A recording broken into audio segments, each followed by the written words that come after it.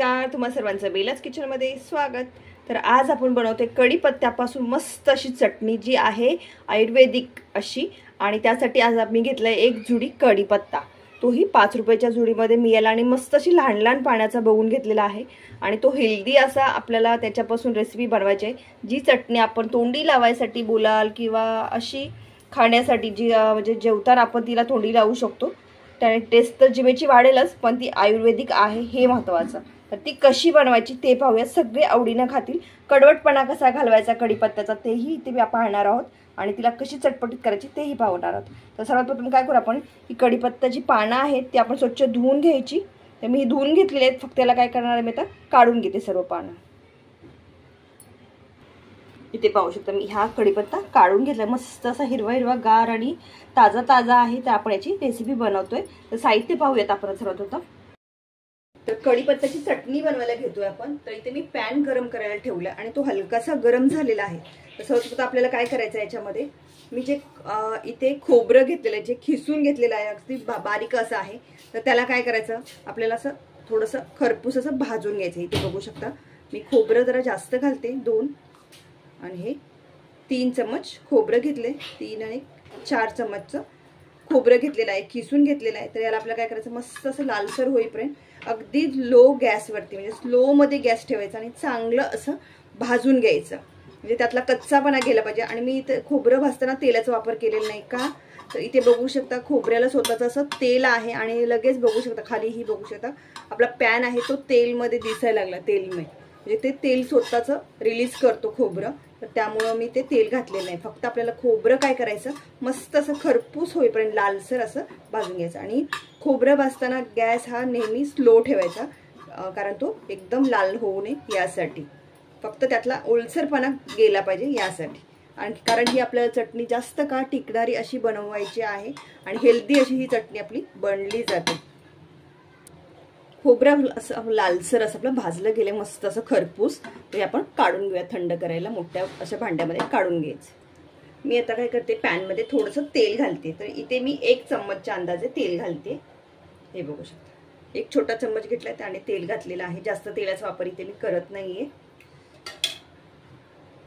Gas इथे आपण पूर्ण स्लो केलेला आहे। तर इथे मी सर्वप्रथम काय घालणार आहे, 1 चम्मच जिरे घालते। तुम्ही जिरे तुमच्या अंदाजे घालू शकता किंवा नाही घातले तरी हरकत नाही।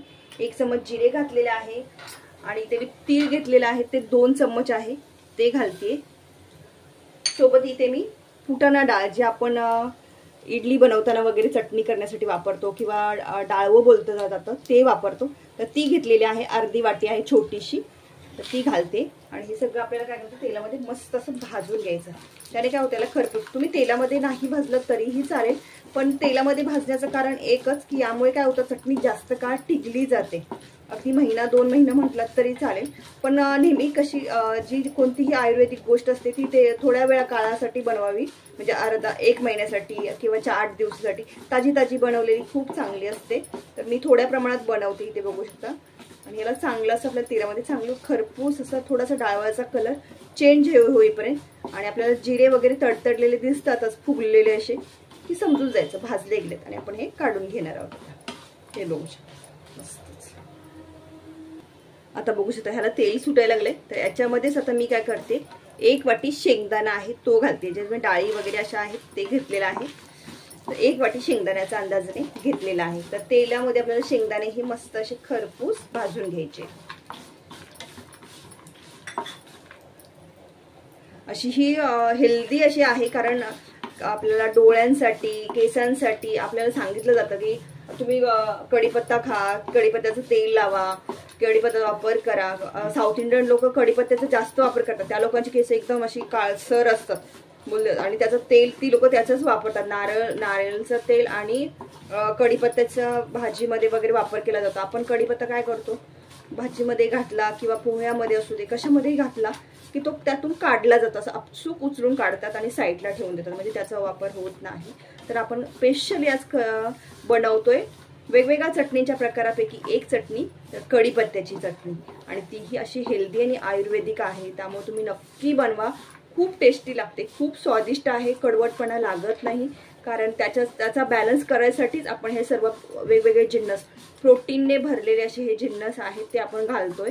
त्याच्यामध्ये खूप सारं कॅल्शियम असतं तिळामध्ये वगैरे, कारण आपल्याला माहिती आहे तीळ खूप हेल्दी असतात। म्हणजे मुलं खायला मागत नाहीत तर त्यांना तिळाची चिक्की वगैरे दिली तर तीही चांगली असते। गुळ आणि तिळाची चिक्की तीही खूप हेल्दी असते। दूध जर पित नसतील मुलं तर तुम्ही त्यांना हे म्हणजे हेच न्यूट्रिशन म्हणून देऊ शकता, तिळाची चिक्की, गुळ आणि तिळाची चिक्की।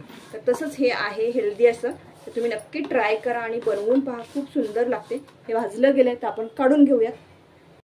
आता आपण एक काढून घेतलेला आहे, तर आता आपल्याला काय करायचं, सर्वात लास्टला इथे बघू शकता मी कढीपत्ता आहे तो स्वच्छ धुवून घेतलेला आहे आणि थोडा सुकवलेलाही आहे। तर आता काय करायचं आपल्याला ना त्यामध्ये घालायचं आणि पॅनमध्ये घालून याला मस्त असा खरपूस भाजून घ्यायचा।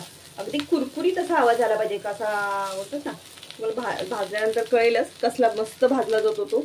आणि मस्त असा याला थोडं भाजताना काय करायचं, तेलाचा वापर करायचा, त्याने काय होतं लवकर भाजला जातो आणि एकदम खुसखुशीत बनतो।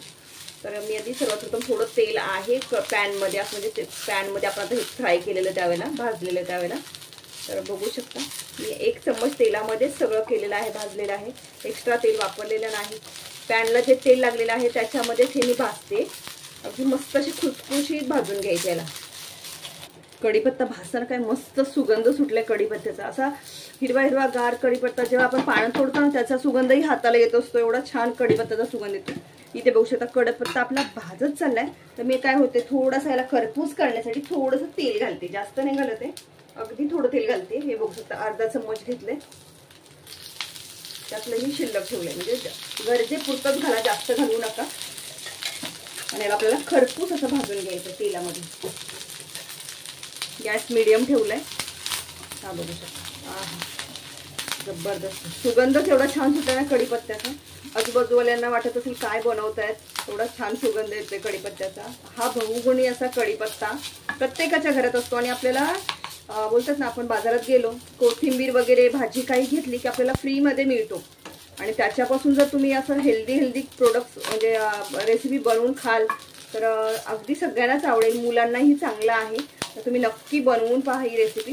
इथे पाहू शकता मस्त अशी आपली पानं खुसखुशीत असा आवाज येतोय, बघू शकता अशी भाजून घेतलीत। तेल मी बघितलं ना अर्धा चम्मचच वापरले, फक्त भाजताना खूप वेळ लागला, म्हणजे 5-7 मिनिटं तरी झालीच असतील मिनिमम। त्याला थोडा गॅस एकदम स्लो ठेवून याला भाजलंय, हे बघू शकता अशी पानं खरपूस अशी भाजून घ्यायची। तर मी आता हा गॅस स्लो केला आणि हे काढूनही घेते, म्हणजे थंड करायला होऊन जाईल।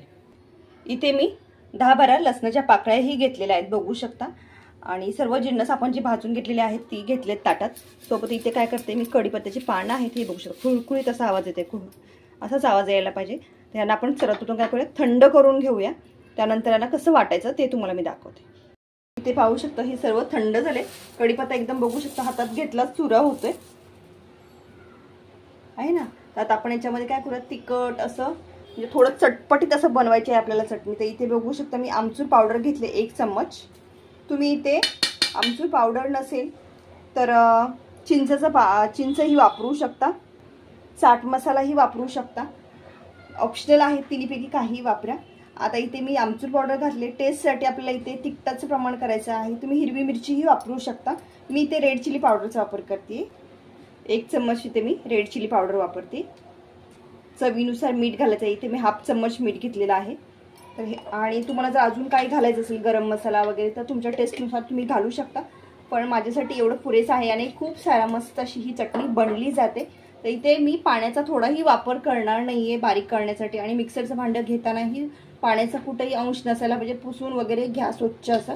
तर याच्यामध्ये आपल्याला काय करायचं, हा सगळा जिन्नस आहे तो पहिल्या सर्वात आपण काय करूया ते लसूण वगैरे जे आहे ते सगळं एकजीव करून घेऊया।